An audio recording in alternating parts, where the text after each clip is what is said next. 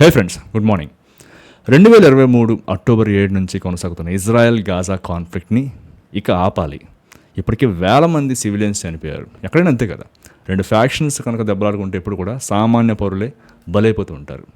Huge humanitarian crisis జరుగుతుంది, non stop బాంబార్డ్మెంట్ అవుతుంది. ఇలాంటి పరిస్థితుల్లో గాజాని తిరిగి రీకన్స్ట్రక్ట్ చేయాల్సిన పని ఉంది. మిడిల్ ఈస్ట్ రీజన్లో మనం అలా తిరిగి ఒక స్టెబిలిటీని అయితే తీసుకురావాలి. అలానే హమాస్ అనే గ్రూప్ నుంచి ఇజ్రాయెల్కి కొద్దిగా సేఫ్టీ మెజర్స్ అనేవి మనం ప్రొవైడ్ చేయాలని చెప్పి ప్రెసిడెంట్ డొనాల్డ్ ట్రంప్ ఒక 20 పాయింట్స్ కూడిన షరతులను అయితే తీసుకొచ్చారు. ఇవి ఖచ్చితంగా మీరు యాక్సెప్ట్ చేసి తీరాల్సిందే, ఈ యుద్ధాన్ని ఆపడానికి ఎంతగా మించినటువంటి సొల్యూషన్ ఇంకా లేదు అని చెప్పి ఒక 20 పాయింట్స్ అయితే తీసుకొచ్చారనమాట. Obviously Israel prime minister Benjamin Netanyahu వాటిని యాక్సెప్ట్ చేశారు. బట్ అక్కడ ప్రాబ్లం ఏంటంటే హమాస్ వీటిని యాక్సెప్ట్ చేస్తుందా లేదా. ఎందుకంటే ఈ రీజన్స్ కనుక ఒకసారి మీరు చూసారంటే వాళ్ళు యాక్సెప్ట్ చేయకపోవడానికే ఎక్కువ ఛాన్సెస్ ఉన్నాయి. యాక్సెప్ట్ చేయాలని మనం అందరం కూడా కోరుకుందాం. అసలు ఏంటి వాళ్ళు తీసుకొచ్చిన పాయింట్స్ ఏంటి? ఒక 20 పాయింట్స్ అన్నీ కూడా కాదు, అందులో ఏ పాయింట్స్ వాళ్ళకి చాలా థ్రెటనింగ్గా ఉన్నాయి. ఎందుకంటే ఇట్స్ అన్ ఎగ్జిస్టెన్షియల్ థ్రెట్ కూడా కాదు. అవి కనుక ఒప్పుకున్నారంటే ఇంకా వాళ్ళు అయిపోయినట్టు, అక్కడతోటి కేలకతం దుకాణం మంది వెళ్ళిపోవాల్సింది అక్కడి నుంచి. హమాస్ అనేటటువంటి గ్రూప్ ఇంకా ఉండదు, ఎగ్జిస్టెన్స్లోనే ఉండదు అనమాట. సో అలాంటి పాయింట్స్ అయితే వాళ్ళు తీసుకొచ్చారు.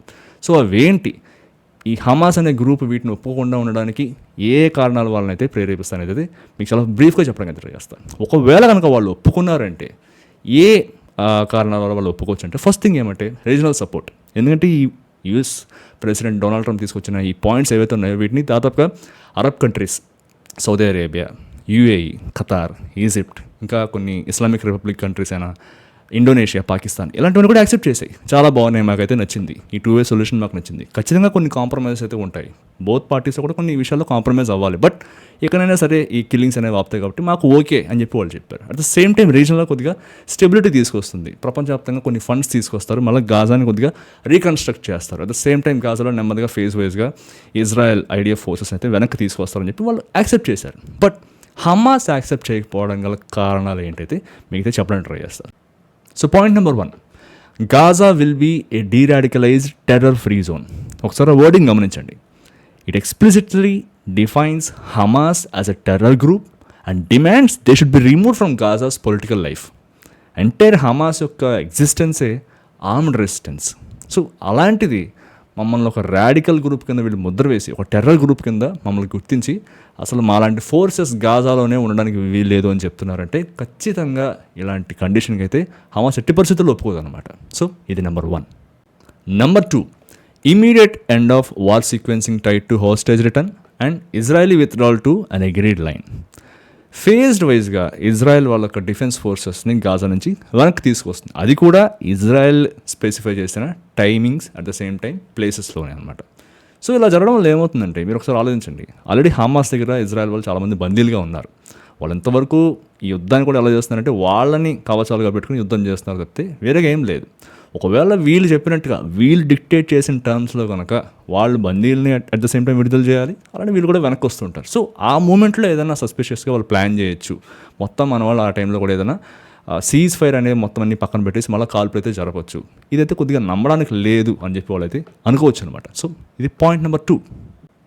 Number 3, prisoner exchanges, conditional amnesty and decommissioning of weapons for Hamas members. Hamas members ఎవరైతే ఉన్నారో వాళ్ళు పబ్లిక్గా మేము లొంగిపోతున్నాము, మేము ఇంక ఎటువంటి వార్ఫేర్ కూడా చేయమని చెప్పి వాళ్ళ దగ్గర ఉన్న వెపన్స్ అన్ని కూడా వదిలేసి క్షమాభిక్షని అడగాలి. సో అటువంటి వాళ్ళకి క్షమాభిక్ష కూడా ఇస్తారనమాట. అట్ ద సేమ్ టైం ఎవరైతే ఫ్రీ విల్ తోటి ముందుకు వస్తారో వాళ్ళందరినీ కూడా గాజా నుంచి బయటికి పంపించే ప్రయత్నం కూడా జరుగుతుంది. ఇది హమాస్ ఎలా చూస్తుందంటే, అంటే మా దగ్గర ఉన్నటువంటి లీడర్షిప్ అంతటిని కూడా ఇక్కడ ఆయుధాలన్నీ వదిలేసి ఈ ఆపరేషన్స్ మొత్తం అంతా వదిలేసి మమ్మల్ని గాజా నుంచి బయటికి పంపించేస్తారు. సో హమాస్ అనేటటువంటి దానికి ఇంకా లీడర్షిప్ అనేది ఉండదు. ఇది కూడా ఒక రకమైనటువంటి ఎగ్జిస్టెన్షియల్ థ్రెట్ అనమాట. సో ఇది number 3. Number 4, international board of piece chaired by Trump. ఒకసారి ఆలోచించండి. ఒక బోర్డ్ ఆఫ్ పీస్ అని చెప్పి ఒక కమిటీ లాంటిది పెట్టి which is chaired by Donald Trump. ఇంకా మొత్తం అంతా అధికారం ఆయన చేస్తూనే ఉంటుంది. అక్కడ ఎవరు రావాలి, ఎవరు ఉండాలి, ఎవరు పెట్టుబడులు పెట్టాలి, ఇలాంటి మొత్తం అంతా కూడా ఆయన డిసైడ్ చేస్తూ ఉంటాడు. అగైన్ ఇటువంటి ఫారెన్ పవర్స్ వచ్చి గాజాలో హమాస్ యొక్క ఆధిపత్యాన్ని తగ్గించే విధంగా వాళ్ళకి నచ్చందే ఫస్ట్ ఆఫ్ ఆల్ అది. వేరే ఎక్స్టర్నల్ ఫ్యాక్టర్స్ ఏవి వచ్చి కూడా వాళ్ళని కంట్రోల్ చేయకూడదు, వాళ్ళ అథారిటీని దెబ్బతీయకూడదు. అలాంటిది మొత్తం అధికారం అంతా కూడా ఒక ఫారెనర్ చేతిలో పెడతాము, గాజాని రీకన్స్ట్రక్ట్ చేయడంలో ఆ ప్రాసెస్లో మాకు ఎటువంటి ఇన్వాల్వ్మెంట్ ఉండదు, మొత్తం అంతా కూడా ఇలా డొనాల్డ్ ట్రంపే నిర్ణయాలు తీసుకుంటారంటే ఖచ్చితంగా ఒప్పుకోరు అనమాట. సో ఇది number 4. Number 5, Hamas and other factions agree to not to have any role in governance. All military infrastructure will be destroyed and not rebuilt.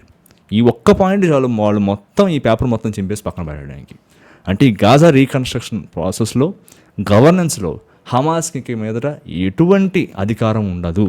First of all ఇంతవరకు వాళ్ళు చేసుకున్నటువంటి ఆ బంకర్స్ అవ్వచ్చు, చాలా సొరంగాలు ఉంటాయి, టనల్స్ అవ్వచ్చు, ఇవన్నీ కూడా మొత్తం కూల్చేస్తారు. వాళ్ళ మిలిటరీ ఎక్విప్మెంట్ మొత్తం కూడా నాశనం చేసేస్తారు. అట్ ద సేమ్ టైం వాళ్ళకి ఎటువంటి హమాస్ అనేటటువంటి ఫ్యాక్షన్కి లేకపోతే ఏదైనా రాడికల్ ఫ్యాక్షన్స్ ఏవైతున్నాయో వాటికి గవర్నెన్స్ అంటే గాజా రీకన్స్ట్రక్షన్ గవర్నెన్స్లో ఎటువంటి పాత్ర ఉండదు. సో కంప్లీట్ అథారిటీ అంతా కూడా బయటకు వెళ్ళిపోయినట్టే అనమాట. కంప్లీట్గా ఇంకా ఇజ్రాయెల్ కానీ లేకపోతే అమెరికన్స్ కానీ వీళ్ళు ఏం చెప్తుంటే అది మాత్రమే జరుగుతుంటుంది. ఎట్టి పరిస్థితుల్లో కూడా గాజాలో ఉన్నటువంటి హమాస్ ఇలాంటి నిర్ణయాలకైతే ఒప్పుకోదన్నమాట. సో ఇది number 5. Number 6, creation of an international stabilization force ISF. So ఈ ISF అనే ఫోర్స్ని కానీ వీళ్ళు గాజాలకు తీసుకొచ్చి ఇక మొత్తం పోలీస్ శాఖ వాళ్ళు చేసేటటువంటి వ్యవహారాలన్నీ కూడా అంటే సెక్యూరిటీ కావచ్చు లేకపోతే ఏదైనా అవ్వచ్చు, ఇంకా దేశంలో శాంతి భద్రతలంతా కూడా ఈ ISF అనే సంస్థ చూసుకుంటూ ఉంటుంది అనమాట. కంప్లీట్గా ఇంకా వాళ్ళకి ఎటువంటి అధికారం ఉండదు. అసలు వాళ్ళు ఏంటి, వాళ్ళు ఏం చేస్తారు, వాళ్ళు ఏమైనా మనం కోఆపరేట్ చేస్తారా, మనం ఏమైనా ట్రైనింగ్ చేస్తారా, హమాస్ని ఏమైనా ఇంటిగ్రేట్ చేసుకుంటారా దాంట్లో ఎటువంటి ఇది ఉండదు అనమాట. మొత్తం సెక్యూరిటీ అంతా కూడా ISF చేతిలోకి వెళ్ళిపోతుంది. ఇంకా ఫ్యూచర్లో వీళ్ళని అటు పక్కన రానిచ్చే ఛాన్సే ఉండదు అనమాట. సో ఇది నెంబర్ 6 వాళ్ళు ఒప్పుకోకపోవడానికి. Number 7, no one will be forced to leave. Those who wish to leave will be free to do so. అంటే ఇప్పటికిప్పుడు అక్కడ ఉన్నటువంటి గాజాలో ఎవరైతే పాలస్తీనియన్స్ ఉన్నారో వాళ్ళకి ఇక్కడ మాకు నచ్చడం లేదు, మేము వేరే కంట్రీస్కి వెళ్ళిపోతామంటే they are free to do, వెళ్ళిపోవచ్చు అనమాట. అలా కాకుండా లేదు ఇక్కడే ఉంటామన్నా సరే మీరు ఉండొచ్చు. బట్ దీన్ని హమాస్ ఎలా చూస్తుందంటే అంటే ఈ వర్డింగే వాళ్ళు కొద్దిగా సస్పిషియస్గా అనిపిస్తుంది అనమాట. ఇదేంటిది ఫోర్స్గా ఏం చేయరు అంటే ఓవర్ ద టైం ఏమైనా ఫోర్స్ చేస్తారా, ఫ్యూచర్లో ఎలాంటి ఎక్స్టర్నల్ ఫ్యాక్టర్స్ ఉంటాయో మనకు తెలియదు.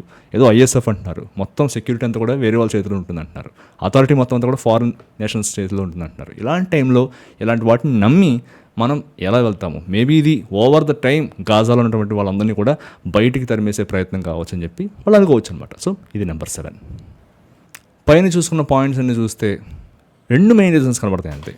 అందులో ఒకటి giving up weapons and military infrastructure, అలానే పొలిటికల్ ఎక్స్క్లూషన్ అంటే ఇక గాజాలో హమాస్కి ఎటువంటి అస్తిత్వం లేకుండా చేయడమే ఆ 20 పాయింట్స్ యొక్క సారాంశం అనమాట.